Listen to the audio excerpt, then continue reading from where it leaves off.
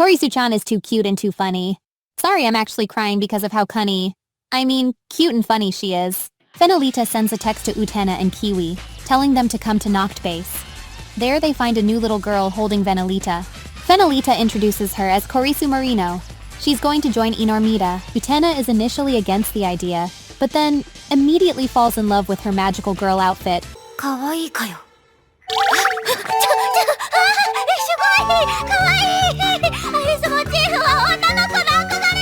Which is based off of Alice from Alice in Wonderland. Hence her magical girl alias being dubbed as NeroAlice. Now she gets to fight against Tresmagia alongside Utena and Kiwi. Next we see Tresmagia patrolling the city because Magenta claims that she sensed Inormita. They then see a messed up cat plushie. That obviously isn't normal. Unless you're me, but the three of them follow the plushie. You know what? I'm not going to even touch that. The three of them end up trapped inside the mansion after following the cat plushie inside. It then grows bigger and starts chasing Tresmagia. They then find themselves cornered by a bunch of creepy-ass dolls. Azure claims her attacks were useless, but all she did was bop it on the head. What did you think was going to happen, you stupid bitch? They find a spot to hide from the giant dolls. When Azure tries to speak to Magenta, Magenta starts acting weird. Magenta adopts a Joso Seme personality while dressing like a man. After becoming a trap and calling Azure her honey, she attempts to make out with Azure and force herself onto her. Azure is confused by this situation and tries to ask Sulfur for help, but Sulfur starts acting weird as well. Sulfur ends up calling Azure mommy and starts begging to drink her breast milk.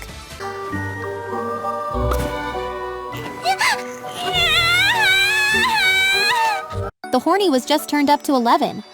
God damn. They then find themselves having private family time. It turns out that our new lowly magical girl has the power to create a space where she can control everything.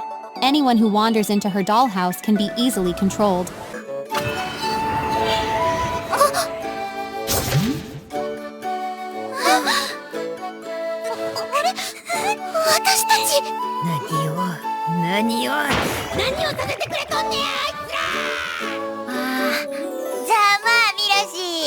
But since she's still just a kid, she can't control it fully and easily loses energy.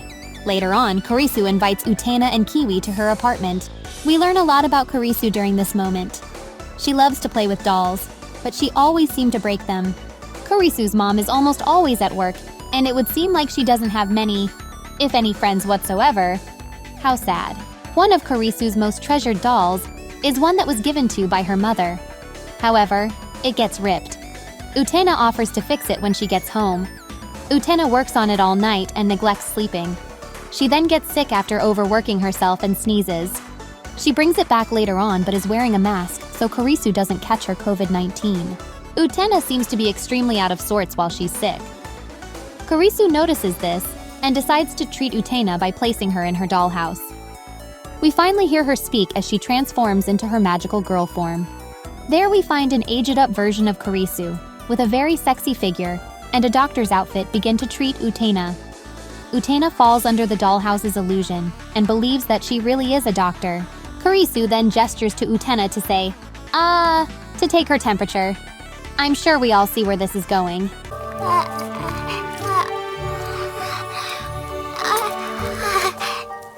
After several extremely sexy scenes, we see that Utena is feeling better. It would seem like Korisu's dollhouse can actually cure colds? Talk about OP. After hearing about the lewd fantasy that Utena was in, Kiwi asks Korisu to put her in one as well. Though it just seems like Kiwi ends up behind bars. This isn't how this was supposed to go for her.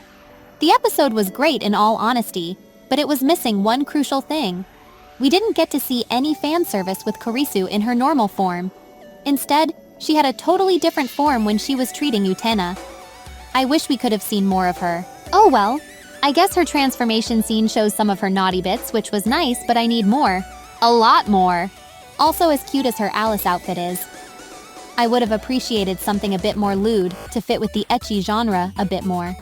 From what I can tell, it seems like she's just going to subject others to sexual attacks, rather than being the subject of perversion herself. That's a bit disappointing. Though I sort of have an idea why she may not have lewd scenes. If it's for the reason I'm thinking of, then I have to question why is she a loli in the first place? All I see is wasted potential with her. But I guess there will be tons of art of her regardless, so I guess it all evens out. In any case, episode 5 was great, and now we seem to finally have the full trio of Inormita complete. I'll see you guys soon with my coverage of episode 6. Just remember, lolly belly erotic. Kani, Kani, Kani, Kani. Kani, Kani, Kani, Kani. Kani, Kani, Kani, Kani.